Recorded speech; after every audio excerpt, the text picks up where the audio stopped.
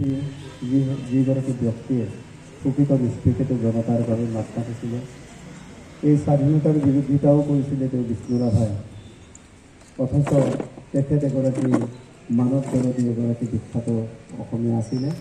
গতিকে সেই মহান বৰেণ্য ব্যক্তিগৰাকী আজিৰ তাৰিখতে মৃত্যুবৰণ কৰিছিল আৰু তেখেতক আমি শ্ৰদ্ধাৰে স্মৰণ কৰিবৰ কাৰণে আমি আজি সমবেত হৈছোঁ। মই ভাবিছিলোঁ যে গীতেৰে মাতেৰে কথাৰে এই অনুষ্ঠানটো বিফল হ'ব, কিন্তু দৰাচলতে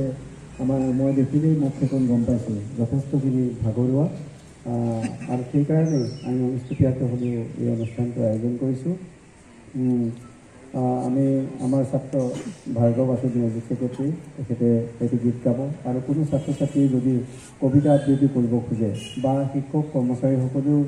ৰাভাদেৱৰ স্মৰণ কৰি পেলাই যদি কোনোবাই কবিতাও আবৃত্তি কৰিব খোজে বা কোনোবাই এটা গানকে গুণগুণাব খোজে, তেতিয়াহ'লে আপোনালোকক মই স্বাগতম জনাইছোঁ। এতিয়া মই সতীৰ্থ অধ্যক্ষ বন্ধু আৰু মোৰ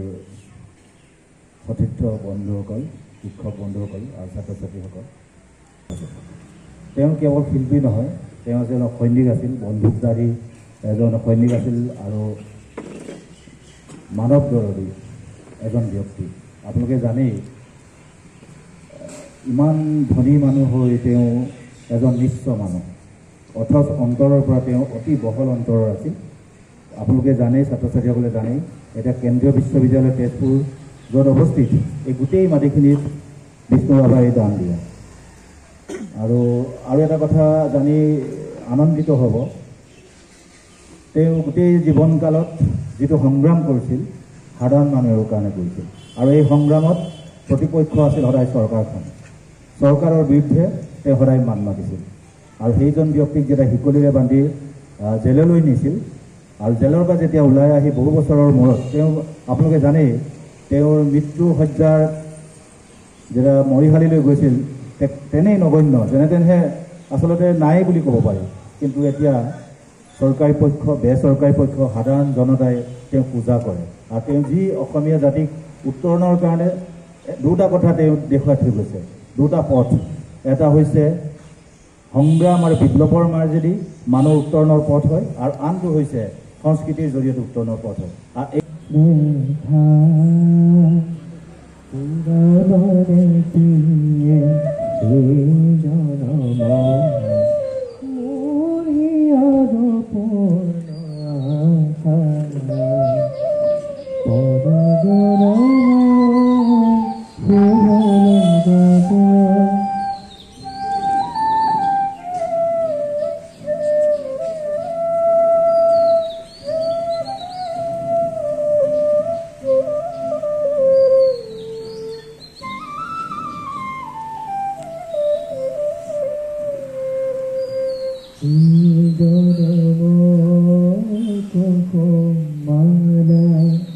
যতনে তুমি গাঁঠি রাখিলা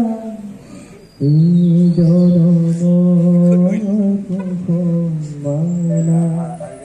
যতনে তুমি গাঁঠি রাখিলা কাহানিও তুমি নিপিন্দালা,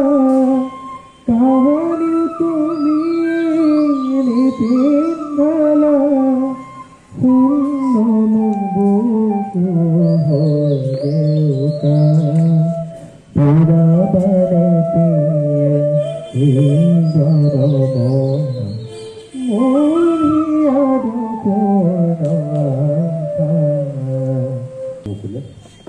বিশেষ কি যে এসময়ত যে অসমীয়া যিটো সংগীত, অসমীয়া নাটক,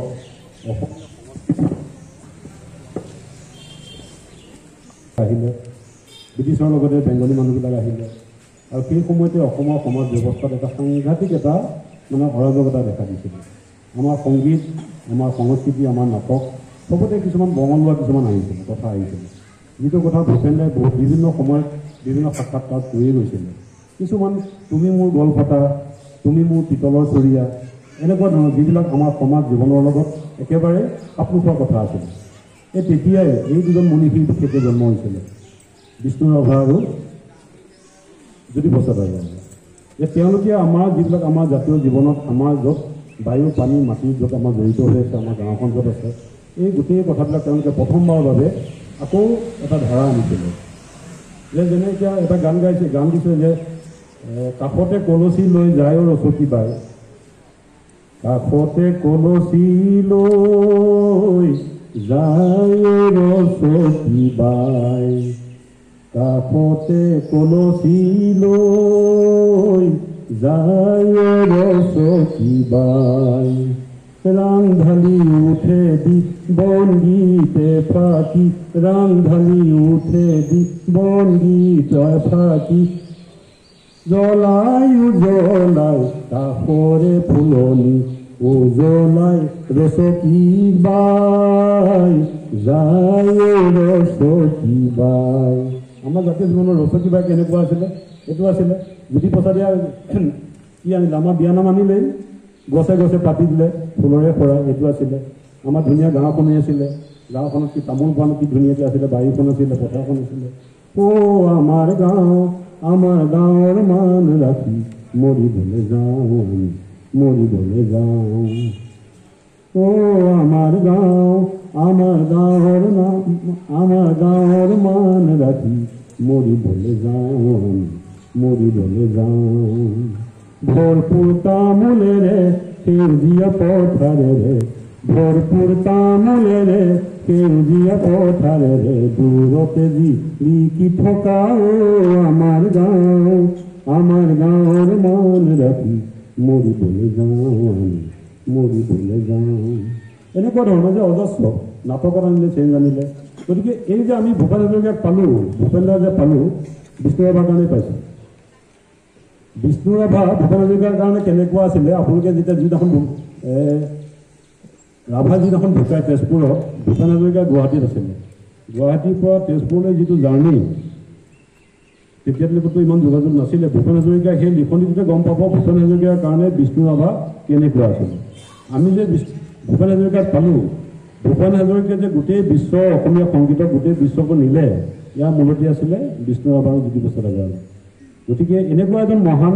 শিল্পীক আমি আচলতে যিমানেই আজি প্ৰজন্মই বা আমি অসমীয়া সমাজে যিমানেই তেওঁলোকৰ চৰ্চা কৰিম সিমানেই আমি সমৃদ্ধিশালী হ'ম গতিকে এই দুজন ব্যক্তিক গতিকে আজি আমাৰ ল'ৰা ছোৱালী কম আছিলে তথাপিও যে অধ্যক্ষ মহোদয় ইমান ব্যস্ততাৰ মাজতো যে এনেকৈ আজি এই মনীষীজনক আমি ইয়াত এবাৰ চৰ্চা কৰিবলৈ সুবিধা পাইছোঁ এইটো আমাৰ কাৰণে সঁচাকৈ ভাল কথা আমাৰ ল'ৰা ছোৱালীখিনিও জনাটো দৰকাৰ কথা ৰাভাৰ কাৰণতকৈ আমাকে বেছি দৰকাৰ আমি যিমানেই তেওঁলোকৰ চৰ্চা কৰিম সিমানেই আমাৰ অসমীয়া সংগীত অসমীয়া সংস্কৃতি সিমানেই সমৃদ্ধিশালী হ'ব কাৰণ অসমীয়া সংগীত যিটো আধুনিক সংগীত অসমীয়া সংস্কৃতি যিটো আধুনিক অসমীয়া সংস্কৃতি এই গোটেই কথাবিলাকত কিন্তু তেওঁলোকে গোটেই ট্ৰেকটো কিন্তু তেওঁলোকে আনিছিল নহ'লে অসমীয়া সংগীত অসমীয়া সংস্কৃতি বেলেগ পিনে গতি কৰিছিলে গতিকে এনেকুৱা এজন মহান শিল্পীক আজি স্মৰণ কৰিবলৈ পাই সঁচাকৈ ভালেই লাগিছে আৰু লাষ্টত মই যিহেতু মই ৰাভাৰ কথা ক'লোঁ বা জ্যোতিপ্ৰসাদৰ কথা কৈছোঁ সেই সময়ত ৰাভাৰ কাৰণে প্ৰভাৱান্বিত হৈছিল মহাপুৰুষ শ্ৰী শংকৰদেৱৰ দ্বাৰা যে শংকৰদেৱৰ দ্বাৰা তেওঁ সাংঘাতিকভাৱে প্ৰভাৱান্বিত হৈছিলে শংকৰদেৱ কি ৰাভা বিষ্ণুৰাভা এইটো জ্যোতিপ্ৰসাদ আগৰৱালা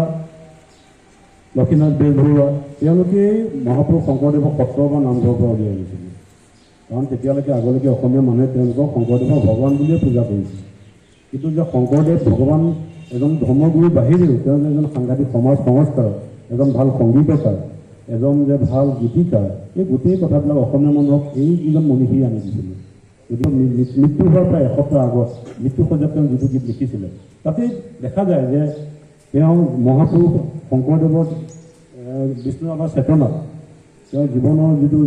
হীৰাই উপশীৰাই যে শংকৰদেৱ যে একেবাৰে সোমাই আছিলে সেই কথাটো ওলাই পৰে মই এই সৰু কথাখিনি ইয়াতে সামৰিব বিচাৰিছোঁ এই মোৰ শেষ গান জীৱন নাটক